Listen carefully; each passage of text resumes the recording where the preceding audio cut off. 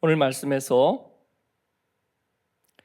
이제 하나님께서는 유다에 대하여 하나님의 말씀 위에 굳게 선 하나님의 그 약속의 계획, 또 하나님께서 임마누엘을 통해서, 임마누엘은 하나님이 우리와 함께 하시다는 뜻이기도 하지만, 그러나 하나님께서 우리에게 보내실 하나님의 말씀을 대언하고 또 하나님의 구원을 완성하실 하나님의 대리자, 또 메시아의 모습이기도 합니다. 그 임마누엘이 우리를 다스리시면 어떠한 일이 이루어지는지, 그리고 그에 대하여 불순종하고 하나님에게서 멀어진, 하나님의 약속의 당사자가 되었다가 하나님과 배신한 이들 뿐만 아니라 또 그 일에 참여한 이방의 세력들, 그들이 어떤 심판을 당해야 하고 또 그럴 수 있는지를 우리들에게 얘기해 주고 계십니다. 8장 14절에 보면 우리 하나님은 만군의 여호와 거룩한 피난처가 되십니다. 고통의 때에 하나님께서 우리의 피난처가 되실 수 있다는 것은 하나님의 말씀 안에서 우리가 싸매어지고 또 보존될 수 있다는 그러한 뜻을 우리들에게 얘기해 주고 계십니다. 이사야 선지자는 하나님께서 주신 자녀들이 있는데 이들은 하나님으로부터 주신 말씀의 증거들과 같습니다. 다가올 고난의 때에 이제 적의 열방의 공격들이 이루어지게 될 터인데, 그때 하나님의 백성들, 하나님의 약속을 진실로 의지하는 이들은 어디에 피할 수 있는가? 오직 하나님의 말씀에 피난처를 얻을 뿐이라고 그렇게 말씀하고 있는 것입니다.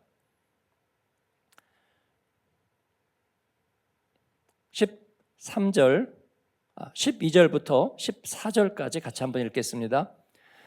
이 백성이 반역자가 있다고 말하여도 너희는 그 모든 말을 따라 반역자가 있다고 하지 말며 그들이 두려워하는 것을 너희는 두려워하지 말며 놀라지 말고 만군의 여호와 그를 너희가 거룩하다 하고 그를 너희가 두려워하며 무서워할 자로 삼으라. 그가 성소가 되시리라. 그러나 이스라엘의 두 집에는 걸림돌과 걸려 넘어지는 반석이 되실 것이며 예루살렘 주민에게는 함정과 올무가 되시리니. 아멘.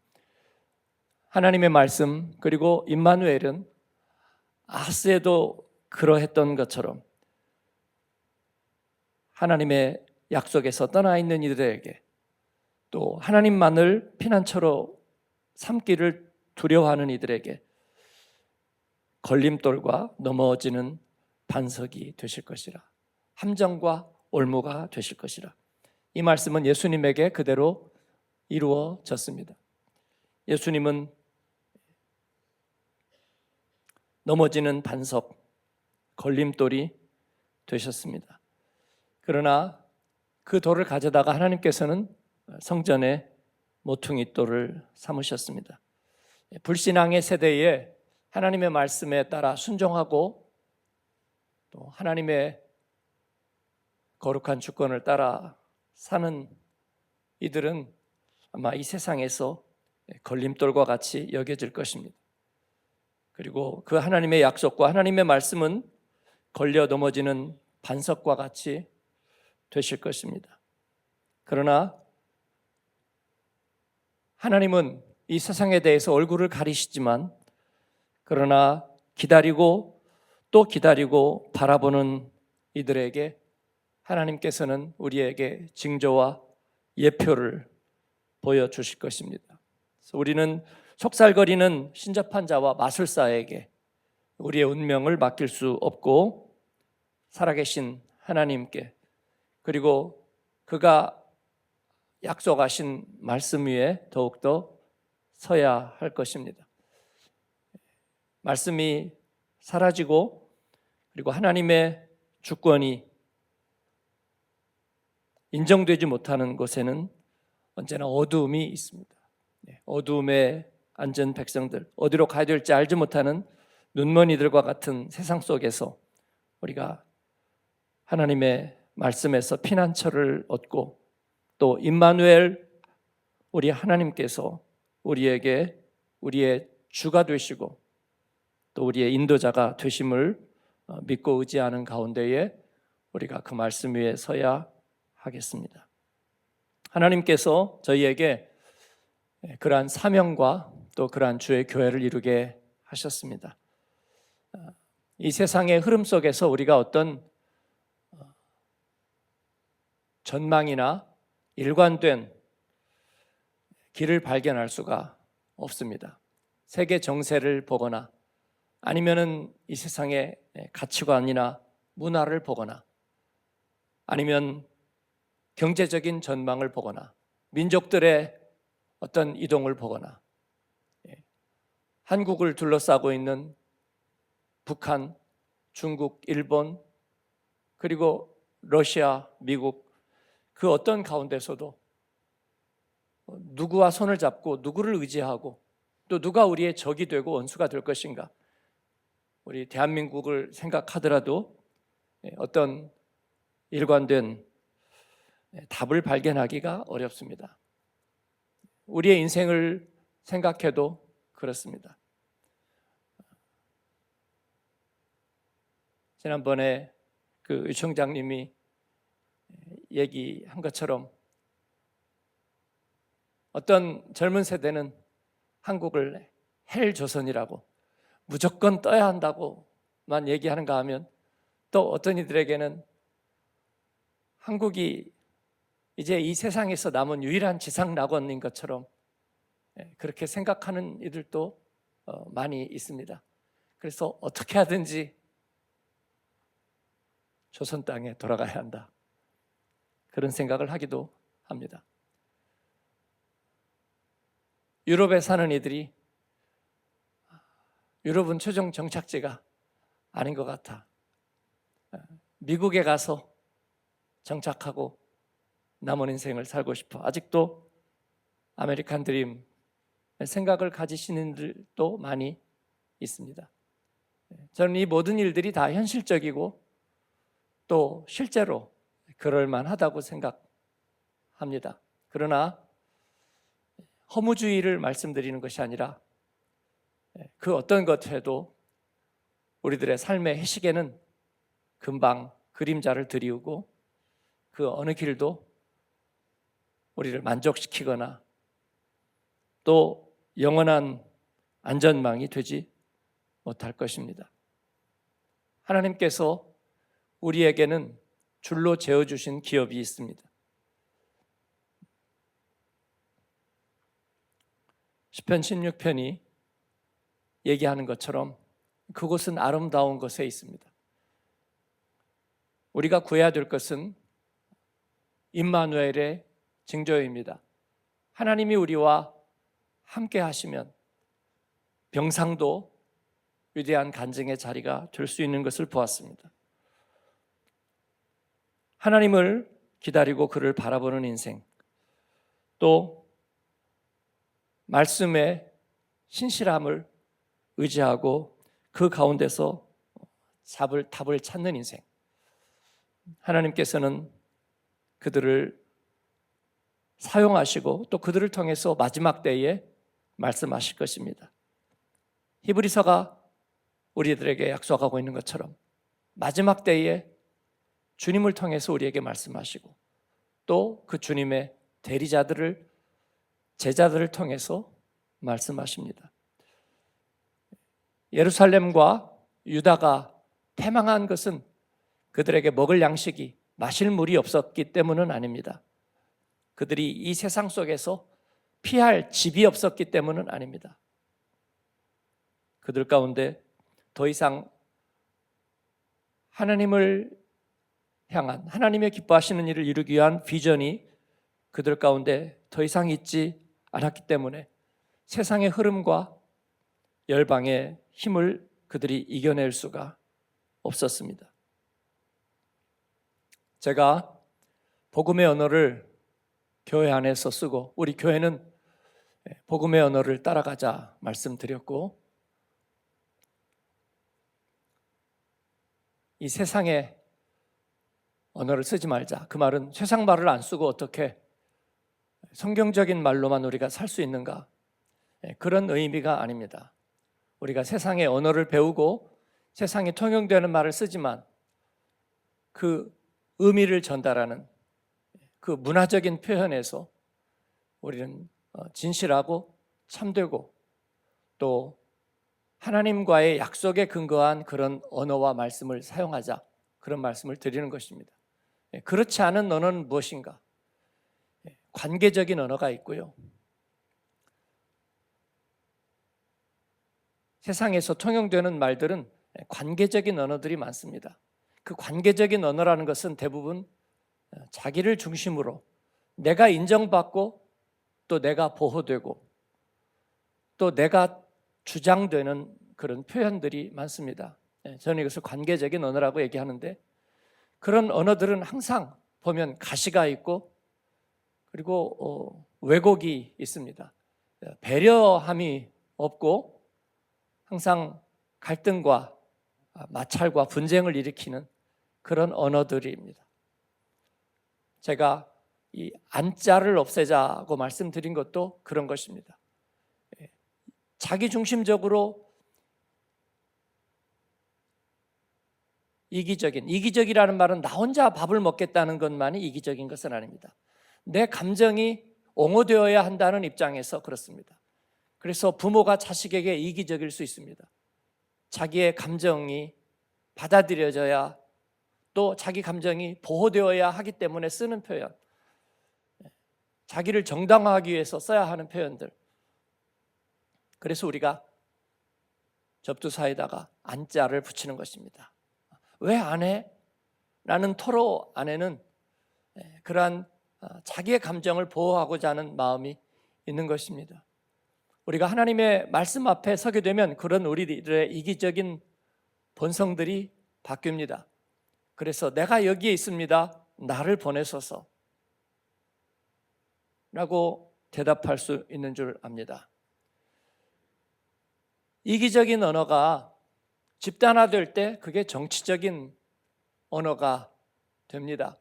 무슨 갈라치기라든지 무슨 내로남불이라든지 아니면은 똥 묻은 개가 겨 묻은 개 나무랜다든지 여러 가지 이런 모든 말들은 정치적인 언어가 되어서 집단적인 편견과 또 집단적인 사고에 흐르게 만드는 것입니다. 그것을 또 이 세상 속에서 트렌디하게 만들어서 사람들의 마음을 그렇게 가볍게 만들고 강팍하게 만드는 것이 문화적인 언어, 저는 이것을 예능 언어라고 말씀드립니다. 우리 청소년 2부에서 친구 초청 잔치 주제를 어서와 교회는 처음이지 라고 정한 것을 언젠가 제가 본 것 같아요. 저는 예능을 안 보기 때문에 신선한데 그렇게 생각했어요. 근데 인터넷 기사나 이런 뜨는 표제어들에 보니까 그런 표현이 종종 등장하는 것 같아요. 뭐는 처음이지? 굉장히 그 시니컬한 표현이었어요. 그래서 나무의 키를 한번 찾아봤더니 그게 예능에서 등장한 어떤 유래가 있고 그래서 사람들이 많이 쓴다는 걸 알았어요. 제가 물어보니까 한국의 교회에서 그런 주제를 사용한 적이 있었는데, 그래서 이번에 우리 친구 초청잔치에 그 표현을 채용했다. 그래서 제가 바꾸라고 그랬습니다. 우리 모토하고 맞지 않을 뿐 아니라 세상에서 쓰는 맥락이 그 말 자체만 가지고 보면 큰 문제가 없어 보이지만 아마도 그런 예능에 관심이 있는 사람이라면 대부분 그런 약간 시니컬한 그런 뉘앙스를 금방 알 수 있게 될 거라고. 마치 뭐와 같은 거냐면 점집에는 가봤지만 교회는 처음이지? 약간 그런 느낌 같은 거예요. 그거는 좋은 의도를 갖고 있다고 할지라도 표현만 갖다가 좋은 의도로 쓴다.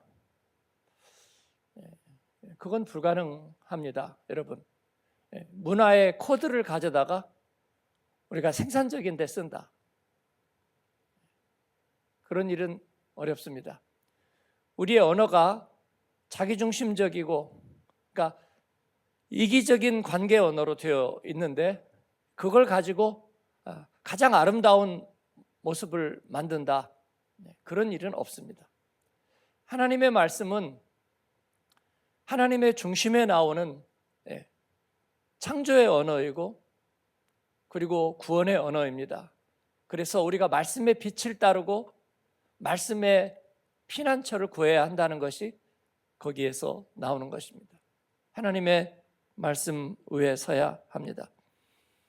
그 말씀이 어떤 이들에게는 걸림돌과 넘어지는 반석이 되고 함정과 올무가 될 수 있습니다. 그러나 구원을 얻은 우리에게는 생명의 빛과 길과 또 하나님이 우리에게 약속하신 것의 완성과 마침이 되실 것입니다.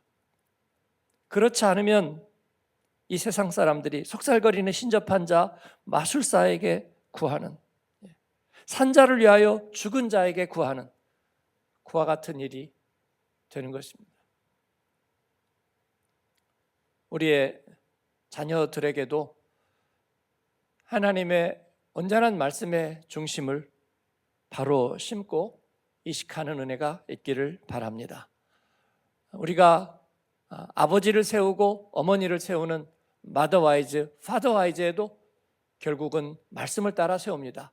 관계의 기교를 배우고 그리고 어떻게 크리스찬 가정을 세우는 어떤 스킬을 연습할까에 있는 것이 아니라 말씀의 반석 위에 우리의 가정을 세우려고 하는 것입니다. 이것이 하나님께서 우리에게 오늘 명하시고 또 기뻐하시는 말씀입니다. 율법적인 것은 하나님의 말씀에서 비껴가게 하지만 하나님의 율법의 정신은 우리를 하나님과 이어줍니다. 그래서 오늘 우리가 복음을 받고 은혜의 말씀 안에 살고 있지만 그 은혜의 말씀은 우리의 죄인됨을 인정해 주는 데 있지 아니하고 하나님의 불꽃 같은 공의를 이루실 수 있도록 우리에게 길을 열어 주시는 것입니다. 그래서 하나님의 말씀 안에 있는 칼과 하나님의 말씀 안에 있는 구원의 손길은 그 말씀의 양면입니다. 우리는 이 말씀을 같이 사랑해야 되겠습니다. 환난 날에 하나님께서 공의의 손으로 심판하실 때에 우리는 그 하나님의 말씀에 두렵고 떨림으로 순종하고 또 그 말씀 앞에 서기 위해서 우리 자신을 하나님 앞에 바로 세워야 될 줄 압니다. 폭풍의 언덕에서 태풍이 불어갈 때 우리가 거기에 떠내려가지 않도록 말씀을 붙잡고 견고하게 버티고 서야 될 줄 압니다. 그리고 하나님께서 성령의 바람을 부으시고 은혜의 강물을 우리에게 넘치게 하실 때에 우리가 또 그 가운데서 넉넉하게 누릴 수 있어야 될 줄로 믿습니다.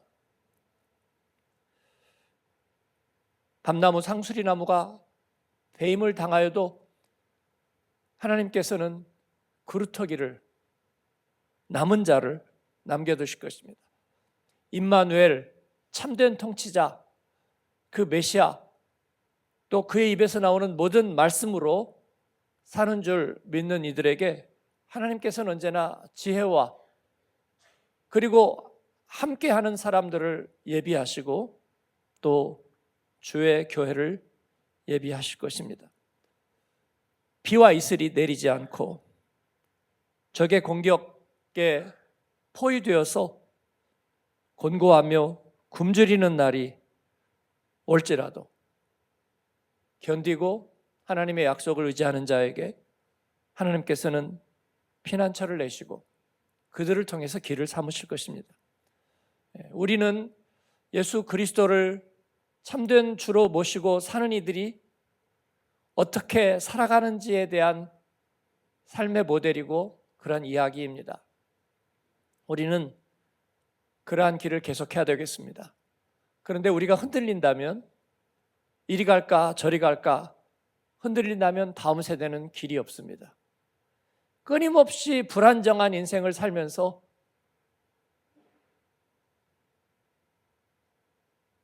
늘 마지막 죽을 때까지 그런 고민만 하고 사는 모습을 우리의 자녀들에게 우리가 대물림할 수는 없습니다. 하루를 살아도 하나님 앞에 영원하신 하나님 앞에서 넉넉한 마음을 가지고 주님의 말씀 앞에 서서 기쁘고 복되게 살아가는 저와 여러분 되기를 바랍니다. 한국의 목사님들이 저에게도 그렇게 얘기해요. 나중이 되면 한국에도 올 만큼 여기에도 올 만큼 좋은 이야기입니다. 그럴 입장이 된다면 이렇게 저렇게. 그런데 그것이 우리들의 인생에 어디에서도 안정될 수 없다는 걸 표현한다면 그건 하나님의 인도하심에 대한 우리들의 불순종이 될까 두렵습니다. 여행을 하는 것은 좋고 하나님 앞에 선교지를 섬기는 것도 좋고 우리에게 주어진 일들을 감당하는 것은 하나님의 인도하신다면 얼마든지 좋습니다. 그러나 그것이 우리 생의 불안을 표현하는 것이라면 하나님의 마음에 상처를 내는 우리들의 불순종이 될지도 모르겠습니다. 여러분 안에서 두 마음을 없애십시오. 망설임을 없애세요. 예든지 아니오든지 하십시오. 있든지 떠나든지 하십시오. 그러나 인생의 많은 순간을 망설임 속에서 보내지 마십시오. 하나님이 결코 기뻐하시지 않는 일입니다. 하루를 살아도 하나님 앞에서 터를 정하고 하나님 앞에 순종하고 기쁘고 감사함으로 오늘 하루의 해를 누리며 주님과 동행하는 저와 여러분 되기를 바랍니다. 아수르의 군대가 24만이 그리고 18만이 우리를 둘러싸도 하나님을 의뢰하는 자에게 하나님께서는 피난처를 약속하시고 하나님의 산성을 그리고 임마누엘의 통치를 약속하셨습니다. 번제로 드릴 어린 양은 하나님이 친히 준비하시리라. 하나님의 산에서 준비되리라 그렇게 약속하셨습니다. 그래서 저들의 두려움을 두려워하지 말고 하나님 앞에 서서 왕 같은 제사장으로 거룩한 백성으로 하나님 앞에 나아가는 저와 여러분 되기를 축원합니다. 아멘.